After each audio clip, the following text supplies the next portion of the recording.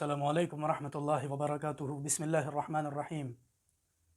23 सितंबर 2021 को असम सरकार ने इंक्रोचमेंट के नाम पर मुसलमानों के एक गांव पर सीआरपीएफ और आसाम पुलिस के ज़रिए से हमला कराया। इस हमले में 2 लोगों की मौत हो चुकी है, जबकि बहुत सारे लोग पुलिस पर्सनल के साथ घायल हो चुके हैं। आपको बता दें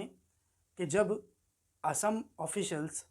इन इलाक़ों को खाली कराने के लिए, जहां पर 800 से ज़ायद मुसलमानों के मकानात हैं,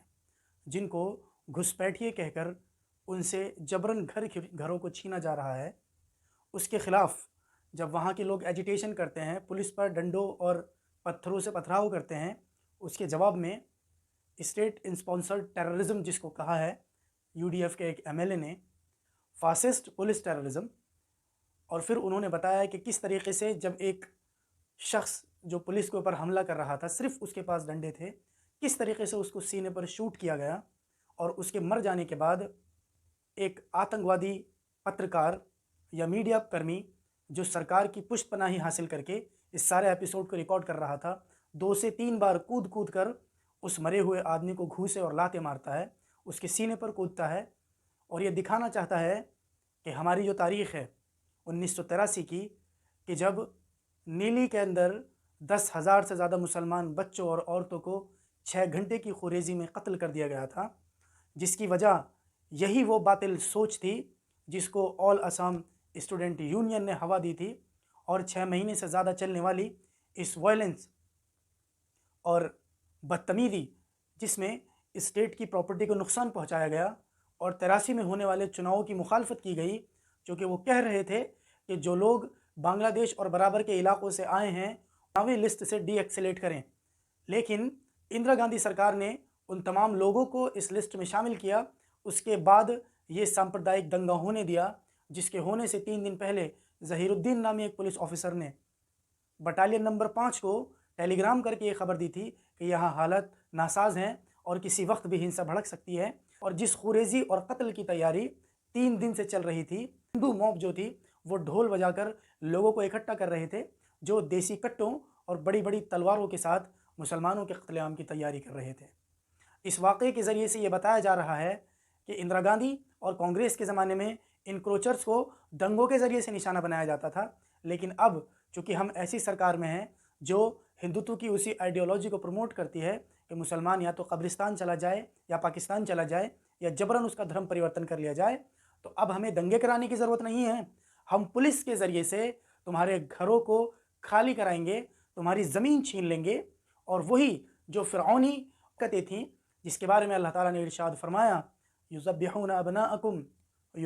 अबनाअकुम व यस्तहयूना निसाअकुम व फ़ी ज़ालिकुम बलाउम मिन रब्बिकुम अज़ीम। जब वो तुम्हारे बेटों को ज़बह कर दिया करते थे, तुम्हारी लड़कियों को ज़िंदा रखते थे, और अल्लाह ताला इरशाद फरमाता है, वस्समाइ ज़ातिल बुरूज वल यौमिल मऊद व शाहिदिन व मशहूद क़ुतिल अस्हाबुल उख़दूद नारि ज़ातिल वक़ूद इज़ हुम अलैहा क़ुऊद व हुम अला मा यफ़अलून बिल मुअमिनीन शुहूद। दंगों से लेकर जिस तरीके से ये मुसलमान बच्चों और औरतों को कत्ल करते हैं, हामिला औरतों के पेट चीर देते हैं, ये उन्हीं नापाक काफिरों और मुशरिकों की औलादें हैं, उन्हीं फ़िरऔनियों की औलादें हैं जो पिछले ज़मानों में मुसलमान मर्दों और मुसलमान औरतों को खंदकें खोद खोद कर जिस तरीके से म्यांमार में कत्ल किया गया, सिर्फ इस वजह से बुद्धिस्ट आतंकवादियों ने म्यांमार में मुसलमानों को कत्ल किया। अयक़ूल रजुलुन रब्बी अल्लाह, कि वो यूँ कहते हैं कि हमारा रब सिर्फ अल्लाह है। ये वही दुश्मनी है जिसको हेमंत बिस्वा शर्मा जब ट्वीट करके बताता है कि मुझे आज बहुत खुशी है कि मैंने इन 800 परिवारों के 4 मजहबी मकामात को और एक प्राइवेट शिक्षण संस्थान को, एक तालीमी इदारे को गिरा दिया है और अपनी नफ़रत को वाज़ेह कर दिया है। ये वही शख्स है जो 2001 से 2015 तक कांग्रेस के टिकट पर कांग्रेस का विधायक बनता है, लेकिन जब ये 2015 में भाजपा में आ जाता है तो इसका हिंदुत्व सबको दिखाई देता है। दिल्ली मैसेकर के बाद 1983 में आसाम के अंदर कांग्रेस को पूर्ण बहुमत मिला। 110 के करीब सीटों में से 91 सीटों पर उसे जीत हासिल हुई। उसकी वजह क्या थी कि मुसलमानों का कत्लेआम कराकर ये सेंटिमेंट बना दिया गया था कि हम तुम्हारे हुकूक की रक्षा करेंगे। और जब इससे पूछा गया इंदिरा गांधी से कि तुम इन हमलों को, इन सांप्रदायिक हिंसा को रोकने में क्यों नाकाम रही, तो उसने कहा कि one has to left such events to take their course before stepping in. یعنی اس طریقے کے واقعات کا راستہ ہموار ہونے دینا چاہیے جب تک کہ اس میں داخل ہوا جائے۔ تو آپ دیکھیں کہ کس طریقے کی ذہنیت تھی۔ یہ وہی عورت ہے جس نے نسبندی جیسی مجرمانہ اور شیطانی اور کافرانہ اور فرعونی حرکت کروائی تھی۔ یہ وہی عورت ہے جس نے ساورکر جیسے شیطان کے نام کا ڈاک ٹکٹ جاری کیا تھا، اور آخر میں آپ نے دیکھا کہ اس کا وہی حشر ہوا جو اس کے بیٹے راجیو گاندھی اور سنجے گاندھی کا ہوا۔ آپ کو معلوم ہے کہ راجیو گاندھی یہ وہی شخص ہے جس نے بابری مسجد کے تالے کھلوا کر وہاں پر پوجا ارچنا شروع کی تھی، اور یہی وہ اصل محرک ہیں جنہوں نے رام مندر کو ایک مسجد کی جگہ کھڑی کرنے کی دہشت گردانہ وکالت کی اور پورے ملک کے اندر ایک سینٹیمنٹ قائم کیا۔ یہ تو رہی بات اسم کی۔ اب آپ اپنی طرف دیکھیں کہ امت شاہ نے NRC اور CAA کے ذریعے سے آپ کے لیے کیا پلان تیار کر رکھا ہے۔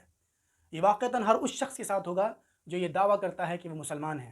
یا تو اسے جبراً دھرم پریورتن کرنا پڑے گا، یا وہ پاکستان جائے گا، یا اسے قتل کر دیا جائے گا۔ آپ کے لیے NRC اس لیے تیار کی گئی ہے کہ آپ سب اپنے گھروں کے کاغذ نکال لیں، اور یہ ساری ڈاکیومنٹس جو آپ نے نکال رکھے ہیں، اور میں ہر ایک کو جانتا ہوں کہ کس کس نے اپنی جنم پتریاں بنوائی ہیں اور کس کس نے اپنے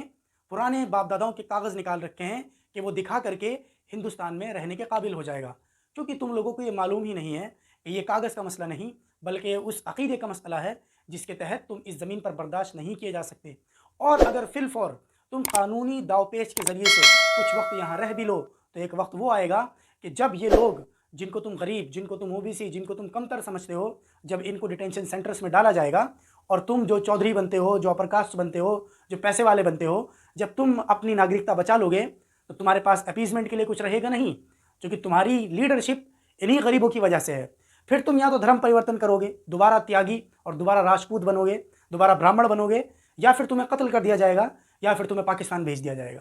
تو اس لیے ہوش کے ناخن لو اور جان لو کہ آسام تمہارے لیے ہندوتوا کی لیبوریٹری کا ایک پہلا ایگزامپل ہوتا ہے۔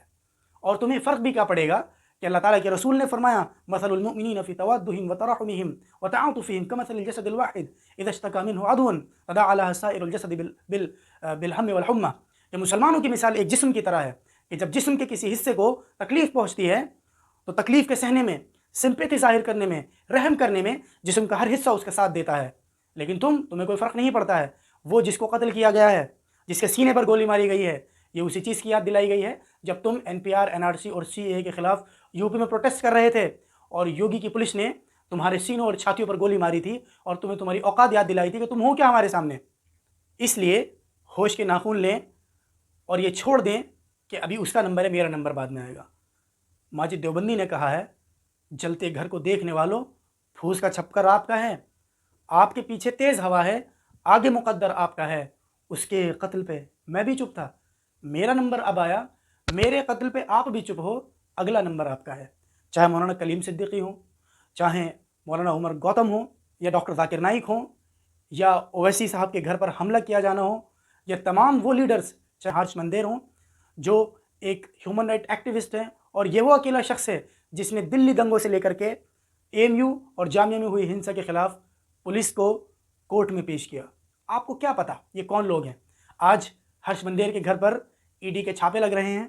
ان کو ہدف اور نشانہ بنایا جا رہا ہے، لیکن آپ کو تو خبر ہی نہیں رہتی ہے، چونکہ آپ تو YouTube پہ بکواس ہی دیکھتے ہیں، پڑھنے پڑھانے کا آپ کو شوق ہے نہیں، اور اب تو ویسے بھی آپ کی جو ہے وہ چھٹ بھیا راجنیتی چل رہی ہوگی جس کا نہ کوئی بیس ہے نہ کوئی بنیاد ہے۔ ہاں، تمہارے دماغ میں ہوگا کہ سرکار آ جائے گی تو چند کوڑی کے ٹھیکے لے کے تم اپنی کچھ جہنم بھر لو گے، پھر اس کے بعد تم نے ہمیشہ زندہ رہنا ہے اور کبھی مرنا نہیں ہے۔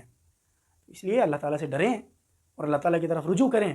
اور آواز اٹھائیں اس سے پہلے کہ آپ کی شہرت کو ختم کر دیا جائے۔ السلام علیکم ورحمۃ اللہ وبرکاتہ۔